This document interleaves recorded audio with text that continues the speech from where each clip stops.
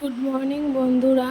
আজকে আমি তোমাদের জন্য নতুন কোনো রেসিপি না, কিন্তু একটা রেসিপি নিয়ে এসেছি। প্যাকেট প্রিপেয়ার্ড ধোসা আমরা কীভাবে বাড়িতে তৈরি করে সেটার তরকারি বানাবো। তরকারি রেসিপিটা আমি এখানে দেখাইনি, আমি শুধু ধোকাগুলো বানানোর রেসিপিটা দেখিয়েছি। দেখো, আমি প্যাকেটটা বের করে একটা বাটির মধ্যে ঢেলে নিচ্ছি, কারণ মাপটার খুব প্রয়োজন। যত বাটি বা যত কাপ যাতেই মাপো না কেন, যে পরিমাণ ধোসার গুঁড়ো বা ব্যাটারটা নেবে, সেই পরিমাণই জল নিতে হবে। তার চেয়ে একটু কমও না, বেশিও না। কম বেশি হয়ে গেলে ধোসাটা বানাতে খুব অসুবিধা হয়ে যাবে। দেখো, আমি 2 কাপ হয়েছিল, আমার 2 বাটি ধোসার গুঁড়োটা হয়েছিল। আর আমি সেই 2 বাটি জলই কিন্তু নিয়ে খুব ভালোভাবে এটাকে মিক্স করতে হবে। এর মধ্যে কিছুই দিতে হবে না, শুধু নুন ছাড়া। নুন দেওয়া থাকে না, বা দেওয়া থাকে হয়তো, আমি একটু দিয়ে নিয়েছি। ভালো করে মিক্স করে যাতে কোনো দলা বা দানা কিচ্ছু না থাকে, তাহলে ধোকাগুলো খুব ভালো বানানো হবে।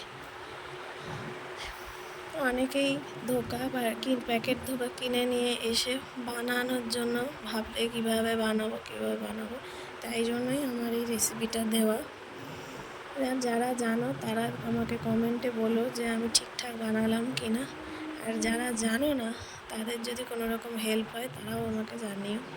আর কড়াইতে প্রথমে তেল দিয়ে, তেলটা গরম হয়েছে নাকি একটুখানি ব্যাটার দিয়ে দেখে নেবে ভাজা হলো ঠিকঠাক নাকি। তারপরে ধোকার পুরো ব্যাটারটা তেলের মধ্যে দিয়ে ভালো করে নাড়াচাড়া করে একটা মন্ড মতন হয়ে যাবে।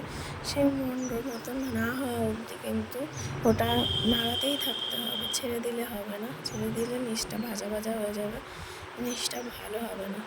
তারপরে একটা থালার মধ্যে সর্ষের তেল ভালো করে মাখিয়ে তার মধ্যে ধোকার ব্যাটারটা দিয়ে, বারবার ধোসা হয়ে যাচ্ছে, ধোকার ব্যাটারটা দিয়ে নিয়ে কিছু ভালো করে সমান করে 4 কোনা করে নিতে হবে। তারপর কিছুক্ষণ রেখে দিয়ে একটা ছুরিতে একটু তেল মাখিয়ে পিস পিস করে কেটে নিতে হবে। ধোকার আকারে কেটে নেবে। এবার যে যেভাবে কাটতে ভালোবাসো বা যে যেরকম পিস, আমি বরফির মতন করে পিস করেছি। কেউ চাইলে চৌকো করেও পিস করতে পারো, সেটা তার নিজস্ব ব্যাপার। দেখো, ধোকাটা খুব সুন্দর উঠে এসছে। তোমাদের রেসিপিটা ভালো লাগলে লাইক, কমেন্ট ও শেয়ার করো।